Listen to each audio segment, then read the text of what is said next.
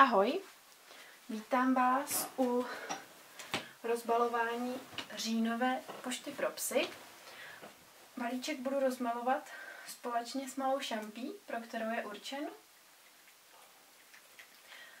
Takže přišla nám takováhle krabice a zaujalo mě věnování. Je tu napsáno pro šampaň a ještě je u toho srdíčko. Když balíček otevřeme, tak nahoře jsou papíry.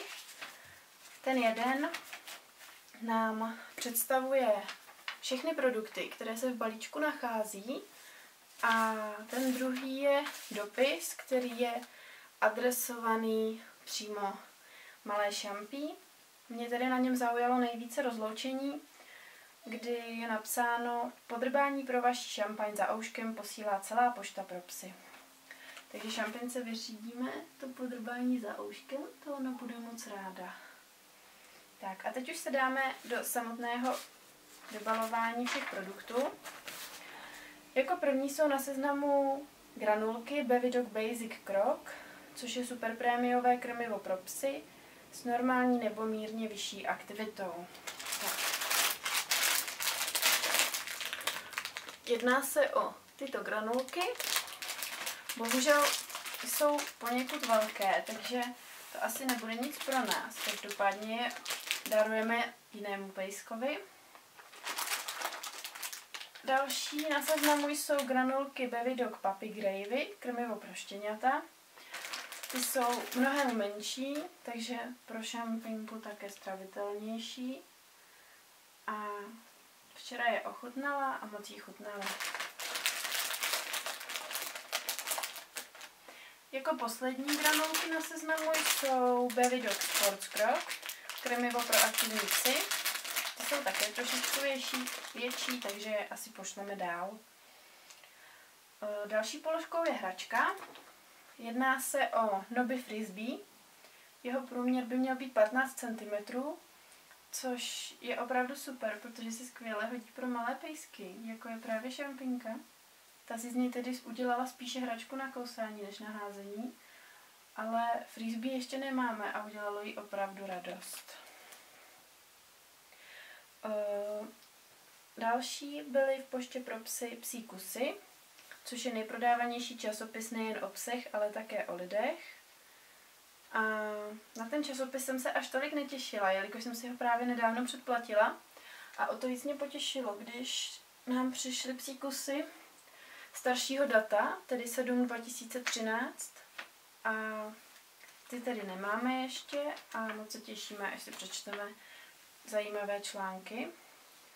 Akorát tedy ty Psí kusy jsem si dovolila vytáhnout z balíčku, protože mají malinko větší formát a tudíž byly trošku pomačkané. A tak nechtěla jsem, aby tam trpěli o něco déle. Tak vypadá to, že šampinka šla spinkat. Ona už je dneska unavená.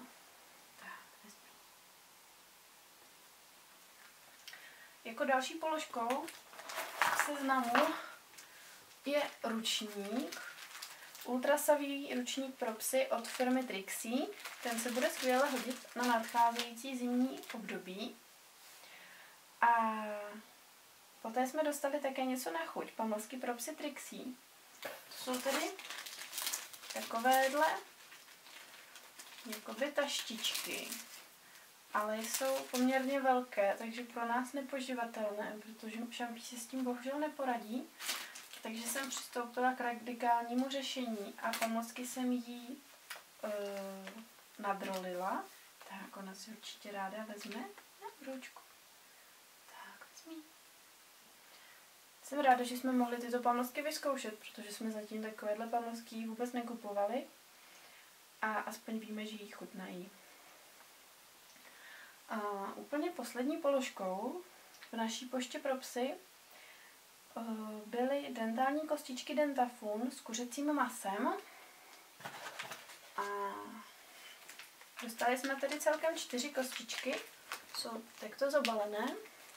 A já jsem tedy tady je už načnula, abyste viděli, jak vypadají. Jsou to tedy takovéhle kostičky a jsou obalené kuřecím masíčkem. I příjemně voní. Takže z nich bude mít Šampínka určitě radost. No vidíte, ona se do ní hnedka pustí. Tak. A pak jsme v balíčku našli takovouhle samolepku Pošty pro psy. Ta je taková roztomilá, moc se nám líbí. A ještě tam byla vizitka. Tímto bychom chtěli poděkovat Poště pro psy za to, že nám zaslala tento balíček k recenzi. A pro vás všechny ostatní, tak balíček na měsíc stojí 290 korun a poštovné a balné máte zdarma. A přijde vám tolikle krásných věcí. My tímto děkujeme a jsme moc rádi, že přišel balíček právě teď, protože Šampínka slaví první narozeniny, a takže to přišlo právě vhod. Tak.